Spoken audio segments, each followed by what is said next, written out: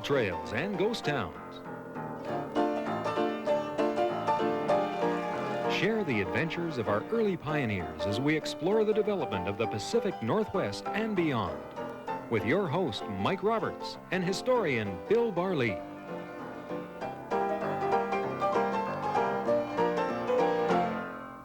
Welcome to Gold Trails and Ghost Towns. Mike Roberts and Bill Barley, our storyteller for all sorts of things today. One of our just the most popular shows we did a year or so ago was about collectibles, and we'll tell you about what I'm wearing on my wrist in a little while. But collectibles, well, how many would you have in your collection, Bill, at this stage? 15,000 probably, Mike. 15,000 bits and pieces of Pacific Northwest history. I would think so, yeah. Now, what makes a collectible valuable or not valuable? Well, it varies with a collectible, Mike. Yep. First of all, if it's old, if it's in good condition, if it's in an area that people are collecting, such as Hudson's Bay Company, Plains Indians, and so on, Ghost Town stuff, that all adds up. And the provenance of the item, knowing where it came from. That's what provenance is, the story behind it. Provenance is documentation. All right. Now, have you got the provenance on all the items we're going to see here today? I have the provenance on probably 90% of the items. Now, if somebody should encounter one of these pieces or see something here that they say, I think I know what that's about, would you appreciate hearing from them so you got a little more provenance? Sure, they should send me a photograph, that's all. Yeah? All right. We're going to take a look at some more of Bill's collection today as Gold Trails and Ghost Towns takes a look at the artifacts of the past. Don't go away.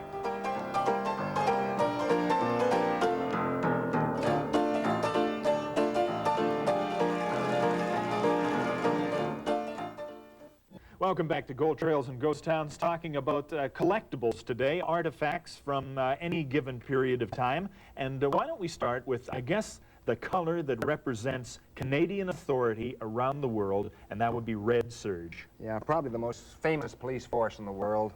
Started with the Northwest Mounted Police, became the Royal Northwest Mounted Police, and then now the Royal Canadian Mounted Police. And here we have a red serge jacket. From what era? Northwest Mounted Police. Yeah, and you know this because of? Well, the collar dogs are Northwest Mounted Police, and they are originals. The buttons are Northwest Mounted Police, and they are originals. The shoulder flashes are missing, unfortunately. What would a pair of shoulder flashes go for these days to complete the uniform? If they were originals, and you'd have to be very, very careful of that, because some spurious specimens are being made, probably a couple $100.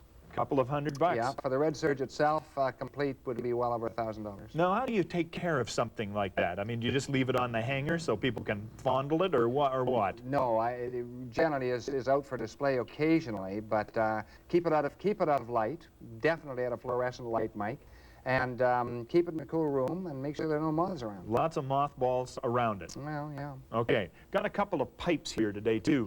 Now, these are pipes that were used by what Indian group? Well, this would be Plains Indians, and there's no doubt about it that these are original pipes, and you can tell by the drilling, by the way, Mike. They're also making spurious specimens of the original pipes. Now, what about the drilling? Well, the drilling is usually a little off-center, but in the pipes... That would be an authentic one, would be off-center. Yes, and there are other marks you can look for as well, but generally you look, that's the easy mark. This is a trade pipe. This would be traded in by Hudson's Bay Company or XY Company or American Fur Trading Company, and that's why it has the metal inserts. So this is a trade pipe. It's inlaid and it's got interesting designs, but this would have been a European manufacture. Yes, but used by the Indians. They would use this in their pipe smoking ceremonies. Now, do they have their own personal detachable wooden of course they do. thing that would sit in there? Highly embellished. Didn't bring them with me. It's easier to handle without them. Now, how about this one? That's an original as well. That's Catlinite pipe, named after George Catlin, the famous Western artist. And there's a huge deposit of this stone in Minnesota. And rather interesting. There were two famous pipes in the Great Plains. One was Catlinite, and the other was Chopaka from the South Similkameen, which is interesting. All right, and again, a trade item. No, this would be manufactured by the Indians. By the Indians Yes, themselves. almost exclusively. All right, yep. And they would use these ceremonially? Would they also be used sort of every day? Were they everyday smokers? Well, yeah, some of them were, but they would make a ceremony out of many things because they weren't going by the second hand of the clock.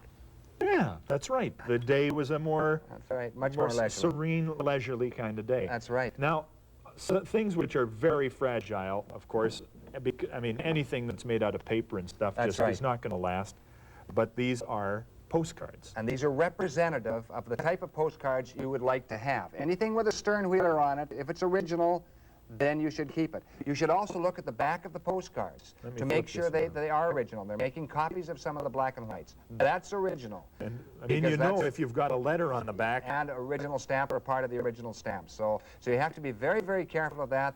There are some that are being passed off as originals, and they are not. So the next one is Ghost Town. Ghost Towns are always collectible. This is Phoenix. And there's the Brooklyn Hotel, and that's Lower Town. And this has been hand-painted, one of these hand-painted. Yeah, that would be $50 or $60, $70 now. Nothing written on the back here, but people would look at it, well, that looks enough distress for it to be real. Yeah. But some counterfeiters would be pretty good distressors in their day. Yeah, but not yet, not in this particular area of collecting. Okay. Chief Joseph's Camp. Chief Joseph's Camp, this would be in the Nispalem district, Colville area. And very important, any Indian material is quite good. Now this would have been a fascination to anybody. I mean, if they were out west on a visit and could send this back, and this is circa what age do you that would figure? be circa Chief Joseph's Camp, probably circa 1910. These are my favorites. I love anything to do with locomotives or trains. And this is great. This is a CPR train coming out of Slocan City, the old mining town, become ghost town in the West Kootenai country. And look at, they've got the crew, a guy in a bowler hat there. They got this, everything so any on. trains, any locomotives, especially in front, very. Fire engines, fires, also very, very attractive. This is New Westminster, Vancouver, probably about turn of the century, maybe, probably turn of the century just after.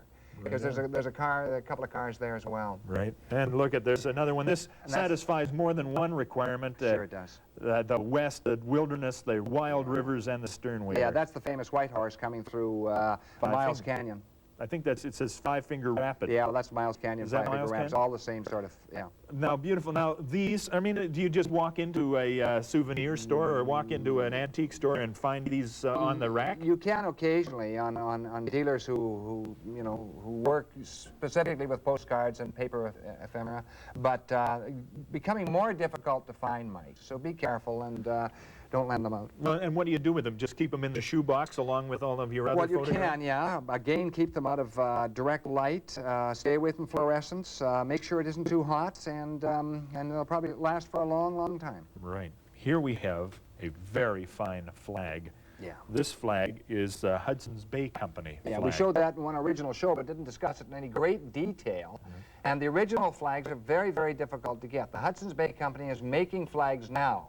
This happens to be an original. I know the provenance of the entire flag. It flew over Hudson's Bay Fort many, many years ago, and it happens to be in superb condition. There's one moth hole down here. That's all. And that was actually a moth from 1898. Ate that.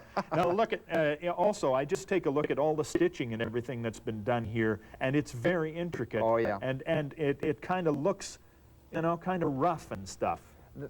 The Hudson's Bay Company was the only company that was given royal permission or royal charter to fly the Union Jack along with their company emblem. So Hudson's Bay Company with the Union Jack. Okay, you've also got some maps. The Hudson's Bay Company was a huge company, started in 1670. And so it has a huge, lengthy history. I think in past years we took a look at a jug, a whiskey jug, but they had maps, they had badges, they had uniforms, they had trade goods. Everything they produced was first class, virtually first class, including their jugs, which were almost throwaway. They had the Hudson's Bay emblem and all the rest of it on it. Now, I mean, if you were to find anything with the Hudson's Bay insignia on it, can you be assured it's real, or are they also being reproduced? There are some being passed off. There's a Stein that's being passed as a Hudson's Bay Company, and it isn't, it's German. So you watch for that. Hudson's Bay Company, certainly the oldest company in Canada. One of the oldest companies in the world, trading company. Now, this material is beautiful, and we talked about beadwork before, but this is doubly beautiful because it's part of leggings and Plainscree. And you would know that by the flowers? Well, I know it from the individual I got it from. Now, there are two types of beading. The beading prior to about 1870 was almost all geometric, beading like this, Mike. Yeah. Okay? That's geometric beading. This is floral beading. This is floral pattern. So they picked that up. Now the Indian nations are going back to the geometric, which was the original beading. So this was the oldest, and now they're kind of getting back to that. That's right. Now, there's another one there that looks like a bit of a fleur-de-lis and various other things on it there. Is that... Oh, yes, these are probably both. This one's about turn of the century. This one may be slightly before turn of the century. And that's a pipe bag.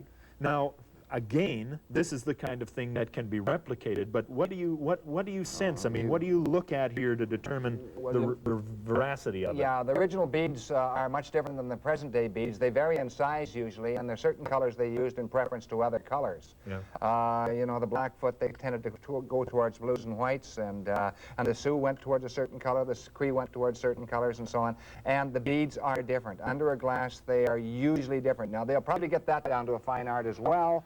Then it'll be very difficult. You know, I sometimes hear people talking about what life must have been like for the native people pre-European arrival, and you already alluded to the fact that they worked on a different clock. Yeah, they did. So at this time of the year, whenever they did this, they must have been well-fed, happy, the weather was fine or something, and they had a chance to sit and do this. They had lots of time, and these are quite valuable, and they're actually museum pieces. There's a vast collector's market in Indian beadwork, mostly from Germany and Japan, and a lot from the United States of America as well. And something like this would run probably $500 or $600.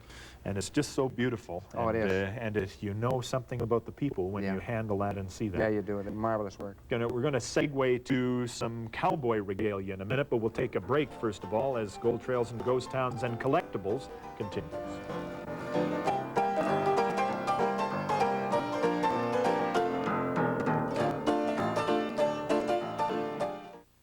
Welcome back to Gold Trails and Ghost Towns. I told you a little bit of a fib. I said we're going to go on to some cowboy items, but there's one more, a piece of Indian artifact here that I just wanted to take a look at. This is amazing. It's got a very flexible handle, but this is a stone head. Now, what kind of stone is that? That's a sandstone type. Give more whip to the head as you hit somebody across the face with it. Whoa, that weighs, I would guess that's about a 1 pound stone on the end. That would do the job. And wielded at the end of a 1 foot long or longer. And a rider galloping full tilt.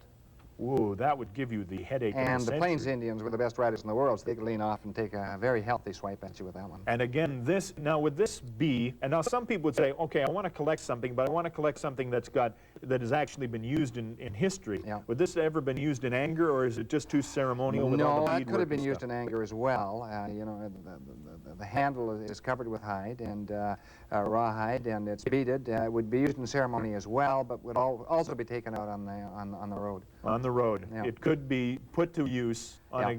And why would they have this rawhide wrapped around the willow? So they wouldn't lose their grip on the handle. If it was a very, very hot day and they were gripping that, it might have some effect upon slipping away from them. They don't want to lose this. I guess not. Especially when you need it. They worked long and hard to form that into that shape. And you might need it, too. Okay. Now, I'll put that just down there. Now we get to some cowboy items. I've been wearing these, and these are, what do they call? Do they have a special name? They're cuffs. That's all they are? Yep. Okay. Leather cuffs. And now they've got all of this brass beadwork on them, brass tacking, and they've also got what looks like silver. Is that silver? Yeah, it's Mexican silver. That's about 80% silver. So it isn't good silver, but it's all they could afford, I guess, and it looks nice. It still holds its polish. Would have some verdigris if you wore it too long. Great leather on there. And what was its function? What was the purpose of these? Riding through the bush, you didn't want your sleeves catching and so on. So it helped. And they were snapped, and you slid them off and slid them on. Kind of neat. Other cowboy artifacts here, firearms is always interesting. People say, if I could find a gun from the Old West, I think that would be a really neat thing to have. What's this little model? Well, they're gun laws, so it really doesn't apply to that. That's 1858. That's a wheellock. That's an Allen, and that's 130 odd years old. So it would probably still work, paper cartridges, I guess, on that one. And but firearms you have to be careful with. Make sure they're registered. But that's an historic piece. And again, now I don't know, something about the firearms manufacturers. They created a work of art when they did it. A very nice woodwork, blued steel. And again, if you knew who owned it, it becomes that much more valuable. I have an idea, but I haven't pinned it down yet. I know where I got it from, so. Yeah? Yeah. Okay, that's part of the deal. And there's all sorts, I got another gun here too. I don't know whether you wanted me to bring it up at this stage or Sure. later, but this is a, is it Wells Fargo? That's Wells Fargo. And remember, Wells Fargo was all through the West. They were in British Columbia as well, and so they were players on the British Columbia economic scene in the Fraser River Rush for at least a time under Garish and Green. And you can look at the number here, actually, Mike. We looked at this some years ago, I think 6 or 7 years ago. It has Wells Fargo and Company Express. 842 is the number. And so And that's by Ames Company, I believe, that particular one. and a very nice piece of work, and Yeah. very old, because these kind of hammers, this is not Sure. for a newer model gun, although it's That's center right. fire, Yeah. but very old-fashioned. Yeah, it's a beautiful gun. Very nice. And actually a piece that you could not carry about with you in your car because the barrel was under 20 inches. All right, so you have to make sure when you carry this, it's from point to point. Very true. And immediately back there. Okay, brass knuckles. There they are. They're down here.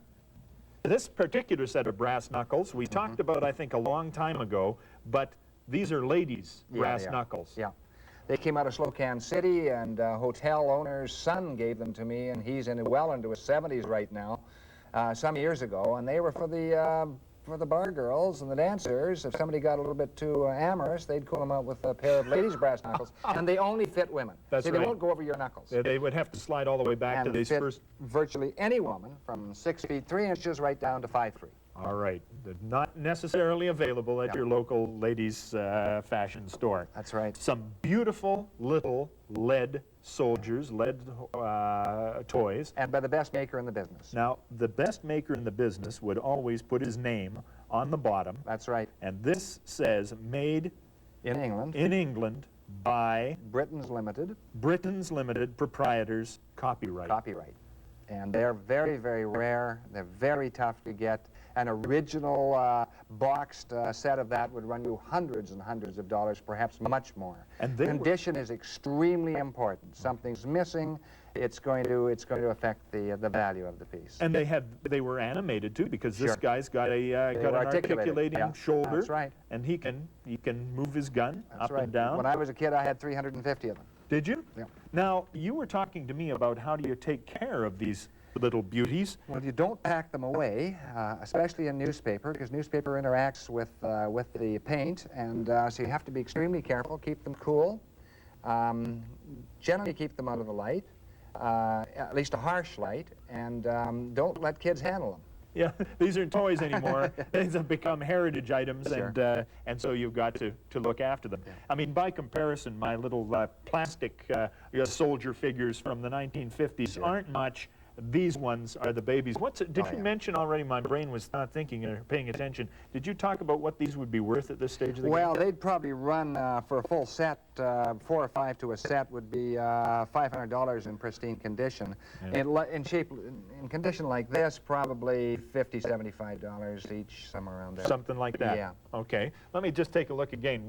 I mean, any country Sure. that has a railway that tied it together and was as strategic and essential as as the CPR was, anything to do with the railway is an important baby. sure. Look, isn't that a great plaque? That on the is front? that's, as far as we know, a one-of-a-kind badge, and that was made for a bullion guard who served in the San Francisco Mint for the CPR.